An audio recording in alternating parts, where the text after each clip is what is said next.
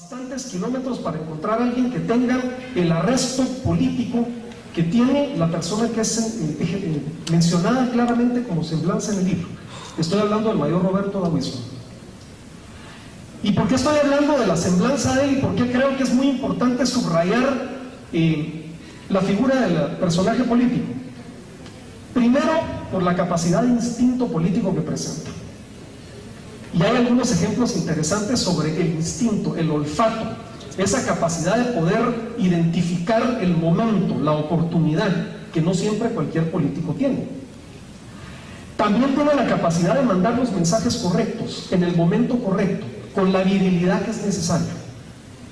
Y hay muchos ejemplos sobre los momentos más difíciles de la historia política de El Salvador, donde el mayor Dawisson se tomaba el tiempo de explicar cosas. Ese es el espíritu docente al que hago referencia.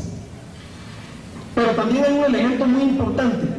Alguien como el mayor Dawisson que descubrió el valor de los símbolos políticos, el valor de los colores, el valor de los mensajes, el valor de los discursos que está mencionado ahí. A mí me parece realmente muy interesante como, digamos, como una cualidad del político. Y el último elemento, que a mí me parece que es justamente con el que se cierra el libro, el que hace referencia fundamentalmente a la capacidad de hacerse a un lado cuando uno ha descubierto como dirigente político que su turno le ha tocado y que es el momento de una nueva generación.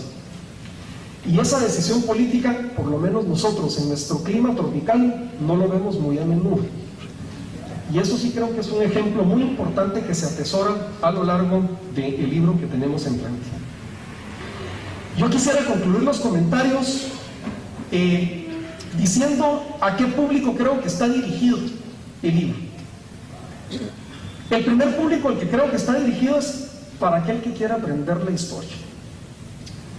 Yo decía al comienzo de la intervención que cuando uno se encuentra libros de política, normalmente los va a encontrar de una sola orientación. Yo sí creo que este libro viene a llenar un vacío en ese sentido. Y me parece que eso va a ayudar a contribuir a la construcción de la verdadera historia de nuestra Centroamérica.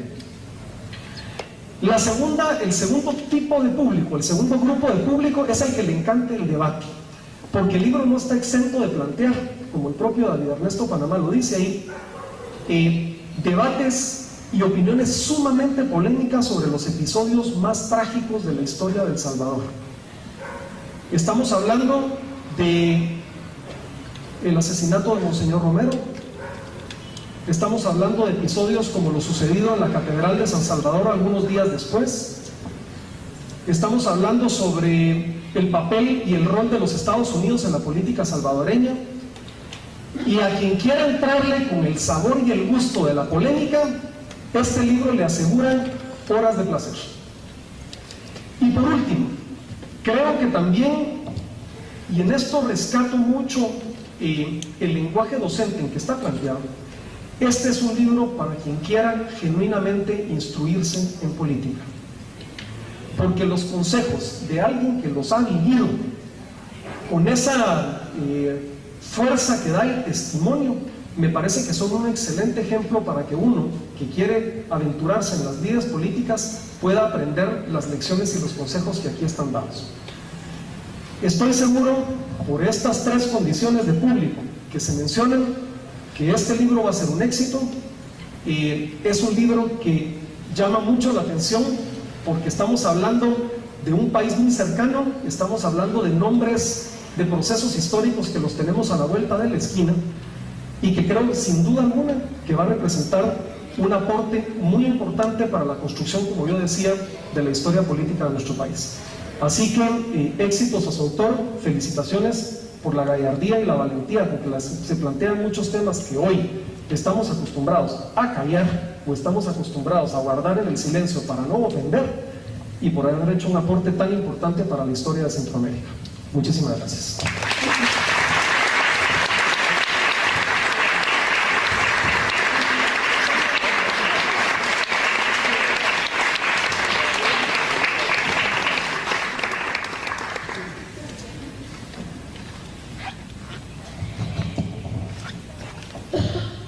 Después de tan brillante expositor, que viene además de las más altas esferas de la economía aquí, como que dice el peso pesado, ya resulta como que salió un peso gallo aquí, pues ya hay una desproporción. Pero quiero hablar sobre el libro de Panamá, de David Ernesto, ¿verdad? No del libro Pública de Panamá. De Torrijos hablo yo en mi libro y hablo el papel que Torrijos jugó en la revolución sandinista y también el apoyo a los otros movimientos revolucionarios de Centroamérica. Ese apoyo se logró gracias a los revolucionarios guatemaltecos que le hablaron primero a Torrijos y rompieron con ese temor de que los militares eran algo así como antros del Averno, enemigos o algo así, hijos de Lucifer y una serie de cosas que tenía la izquierda ortodoxa con la cual yo no me formé. Vengo de un tipo de guerrilleros formado con militares entrenados por los Estados Unidos en lucha contra guerrillera y que para ironía del destino fueron los primeros guerrilleros en Centroamérica y en América Latina. Vale decir, John Sosa, Lucio Lima, Trejo Esquivel, verdaderos héroes y militares de pundonor en el ejército de Guatemala, los más rectos y los más dignos que ha tenido hasta el día de hoy, sin lugar a dudas. Lucharon por su patria, lucharon por su ejército para depurarlo, lucharon por hacer de Centroamérica un mejor istmo, que no dependiéramos de los Estados Unidos, que no fuéramos objetos que nos llevaban y nos traían. Pero bueno, yo fíjense que quisiera empezar diciendo que yo no sé cuál es la razón que el autor, David Ernesto Panamá, se le ocurrió que yo viniera a comentar su libro. Menos entiendo por qué a Irene Piedrasanta, que por ahí se me anda escondiendo, también se le había ocurrido y también lo propuso. Tampoco sé por qué razón acepté. Cuando obviamente estoy en absoluto en desacuerdo con mucho de lo que hizo David Ernesto Panamá y lo que afirma en su libro que hoy nos reúne. Lo que sí me llamó la atención y me gusta es que fíjense que cuando se presenta un libro, pues invitan a un amigo que es su compadre para que venga y diga: David Ernesto desde chiquito era re guapo, inteligente y le regalaba el pan a los otros, nunca le quitó el triciclo al otro, y empiezan a hablar bondades porque es su compadre, ¿verdad? Pero en este caso no invitó a un compadre, no es precisamente esa mi categoría. Yo quisiera decirles que si en los años 1982 y los subsiguientes, cuando yo estaba en el FMLN, en el Frente Guerrillero de Guazapa, hubiera encontrado a David Ernesto Panamá, no hubiera dudado un segundo, ni hubiera arrugado un músculo de la cara, ni me hubiera temblado la mano para decir que lo ejecutara, o yo lo hubiera ejecutado, sin necesidad de mostrar a nadie. No se escandalicen, David Ernesto hubiera hecho lo mismo conmigo. Yo quiero decirles nada más que ahora todo es diferente, hasta el tono en el que hablamos.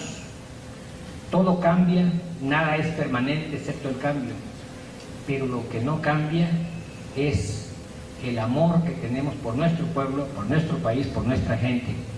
Unos lo tienen de un modo, otros lo tienen de otro.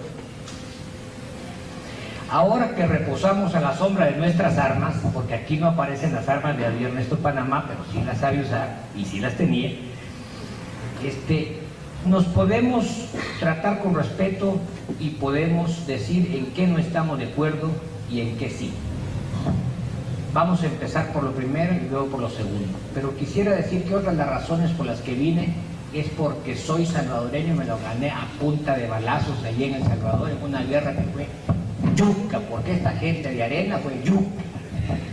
No eran enemigos fáciles, no era nada más así que ahí vienen los caidiles y que salen corriendo los otros y retirar estrategia, nada, es a parar el petén, organizar monos, no, eso no se vio en El Salvador. A mí no me sacaron los caidiles entrenados en Guatemala, enviados por el ejército salvadoreño del Cerro de Guazapa, y eso lo sabe mi amigo ahora, David Ernesto Panamá, y él sabe que no teníamos para dónde hacerlo. No es que fuéramos muy valientes, sino que al lado norte teníamos un lago, nos ahogábamos. Para el otro lado teníamos ahí nada más la carretera, ahí la calle nueva para Xochitoto, y entonces no podíamos pasar por ahí porque ahí estaba el ejército. Para el otro lado, la que iba para Chalatenango, y para el lado de enfrente, nosotros pedimos para ir a tomar San Salvador, y por eso para allá agarramos, pues, y tomamos varias veces San Salvador. Él lo sabe, tomamos Ilopango, y luego en la ofensiva llegamos hasta tomar el Hotel Sheraton, y nosotros estábamos abajo y los gringos estaban arriba. Y los gringos estaban, de verdad, con una peste horrible arriba, y nos pidieron, y en eso tuve que ver, nos pidieron por teléfono, no declaren que son rehenes, no los declaren prisioneros, porque si no se arma una invasión, ya están listas todas las tropas aquí. Y nosotros hablamos con la comandancia salvadoreña y dijeron, no, si eso va a volver, que se vaya. Aquí nosotros, estos salvadoreños, pues, nosotros salvadoreños vamos a arreglar esto, pues. Y afuera estaban los soldados salvadoreños combatiendo contra nosotros fieramente. Y que se nos diga, si no combatíamos nosotros también fieramente contra un ejército mejor entrenado, mejor armado, mejor equipado, mejor financiado. Pero ese pueblo que anualmente ahora en 1994 está enviando 2.543 millones de dólares a su país. Ese pueblo cuyas remesas representan el 79% del valor de las exportaciones del país. Por favor, tengan en cuenta que en todo el país, los millones de habitantes del país, con todo el gobierno y oposición y todo eso, no generan tanto como los migrantes salvadoreños que trabajan en condiciones desventajosísimas. Dele usted al pueblo salvadoreño los salarios que ganan en Estados Unidos y las mismas condiciones que un empleado norteamericano, y va a ver si ese paísito no es el país más rico, y declara el departamento de Guatemala parte de Santa Ana. Van a ver si no. Son increíbles los salvadoreños. Por eso los chapines dicen constantemente, guanacos repisados, que al huevo le llaman cachería, y algunas cebaderas y se van con las grandes valejotas ustedes. Y eso porque es trágico que llega recién un salvadoreño y al rato regresa ya habiendo hecho una vida, como la hizo Ernesto Panamá en Guatemala. Pero yo quería decirles que 1.200.000 salvadoreños son los que generan esta cantidad de remesas. Los salvadoreños son 9.5 millones, 2 viven en Estados Unidos y Europa, y esos son los que generan estas cantidades. Fíjense que lo más trágico es que el 0.03 se invierte, casi nada se invierte. El 85% se destina a consumo. ¿Y saben qué consumen los salvadoreños? Todos los productos gringos, o sea que regresa otra vez allá el dinero. Y el 15% apenas se dedica a educación y vivienda, y esto es datos oficiales aportados por mi enciclopedia Larousse, que se llama David Ernesto Panamá, que me dio todos estos datos porque yo no los tenía frescos, y ahora pues se los agradezco. Con ese pueblito, ¿cómo no iba yo a aceptar una invitación de venir a acompañar a una gente que estuvo enfrentado con nosotros con las armas en la mano y a muerte? ¿Qué relación tiene uno con otro? Hay relaciones del país, de nuestro país, con nuestro vecino El Salvador, históricos desde la colonia, y se trascienden hasta los movimientos revolucionarios también. Aquí nos pasó dando parejo hasta bajo la lengua Pedro de Alvarado. Cuando llegó a El Salvador lo ensartaron con una flecha en la silla, y de allá se tuvo que regresar y dijo, no, con esos guanacos no me meto. Y entonces, después de eso, en la revolución del 32, cuando salieron huyendo de allá los salvadoreños, después de sofocar la rebelión de Farabuno Martí, esos revolucionarios vinieron aquí a fundar los primeros gérmenes del movimiento de izquierda socialista en este país. Y luego, cuando el 13 de noviembre los militares con los que yo me formé fueron derrotados por los norteamericanos y los cubanoamericanos, los gusanos, pues, se tuvieron que ir a El Salvador, y allá recibieron apoyo de militares salvadoreños, y gracias a ellos regresaron al país, y así empezó la lucha armada. Lo que sí podemos ver esta tarde es que las opiniones de él en su libro y en su versión sobre los hechos, la respeto como respeto cualquier opinión ajena.